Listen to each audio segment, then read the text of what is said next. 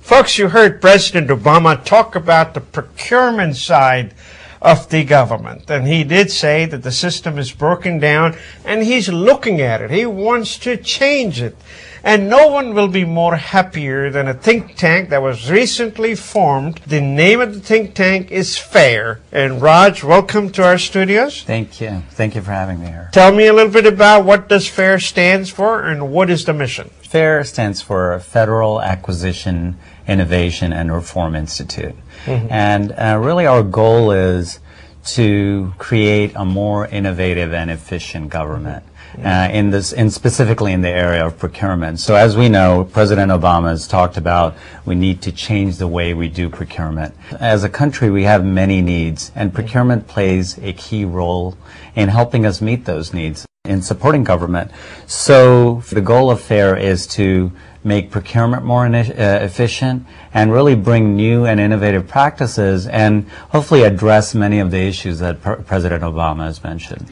But you know, we are long a ways from the scandals of the past where it took $22,000 to buy a toilet seat. Where is the system broken? Have you figured it out? Oh, yes, and that's what led to FAIR being formed. I personally have been involved in government procurement for over the last 7-8 years. And some of the things that we have seen where that the government needs to address, and these issues have been highlighted in many panels and congressional studies, etc.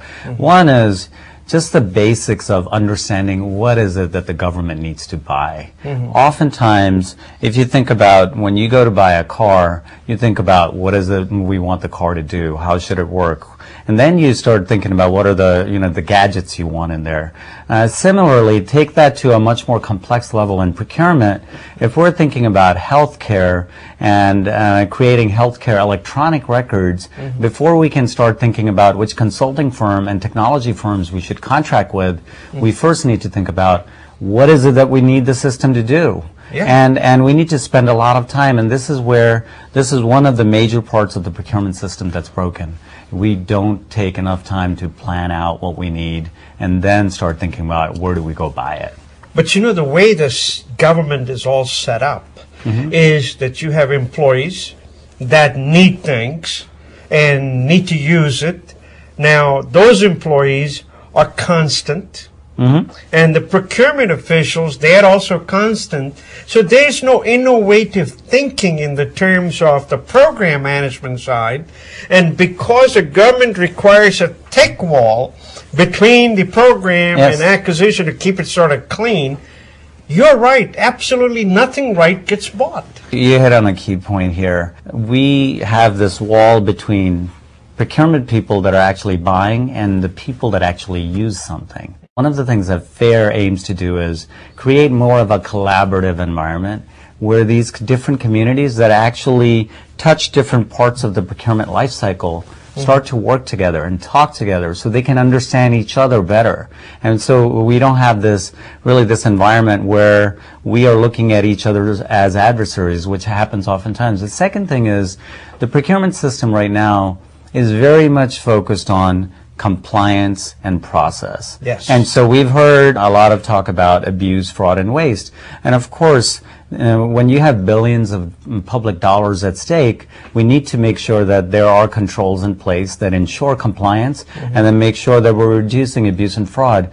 But one of the other things that we hope to do through FAIR is also balance that rhetoric and balance that the compliance part of the procurement system with incentives for the procurement people and the program people to be innovative, to bring in new ideas. Right now, all they're really judged to do is, are you following the letter of the law? But they are not in any way incentivized to say, how do we do it more effectively? And that's one of the key things that we need to address. You're absolutely right. I always see that the product is purchased for what it costs, never as to what it costs when it's in use. I mean, that's what you need to see. I am in contracting, and I work with District of Columbia government a lot, and I see this at all times. It just bugs me to no end that why don't you guys figure it out how are you going to use this product, what do you need it for, and tell me how much it costs at this point, not at the purchase point. Here's an example again where, you know, if you buy a $1 million mansion, you also have to consider what it's going to cost on a monthly basis to maintain that mansion, to furnish it, to clean it, et cetera, right? Same thing. You hit on a great point. One of the other things we need to do as government, we focus too much on price.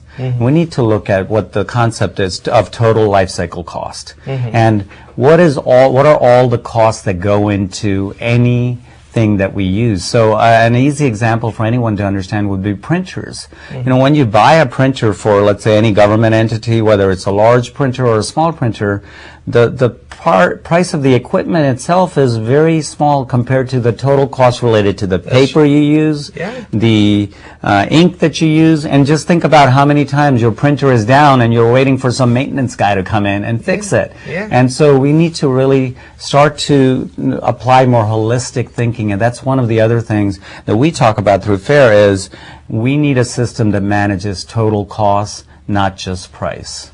This is the best time. President Obama is listening, and some of the Indian Americans who can actually see how technology works. Any change, folks, you want to bring it in, where you want to go right down to the bottom, it has to be technology-based. You can't change a couple of management layers and bring on change. You can never do that. So I am very, very glad. Now, who do you have it on board? I mean, who are the ones who are helping you with it? No, when I started thinking about FAIR, one of the key things was that we make sure that we have a representative group, people that can, one, that are well respected in the community, but also people that can bring new and different ideas to the table. So I'm lucky enough and very honored to be joined by Dr. Alan Berman, who's a former head of Office of Federal Procurement Policy, so overseeing all of federal procurement policy. Wonderful. Very well respected. He's in front of congressional panels, et cetera, all the time. And then he's co-chair of the board as well, along with myself. And then we have David Lippman, who's a former chief procurement officer at Department of Transportation, and he brings a great background, especially on workforce issues. And then we have a couple of people from outside of government. So one gentleman is David Nelson. In really the private sector, in the supply chain procurement community, he's very well known. He's really known as the godfather of procurement. And he headed up supply chain for Honda of America and helped transform that. And then finally we have Joe Sandor, who is the head of the Michigan State Supply Chain Program, which is one of the top programs in the world.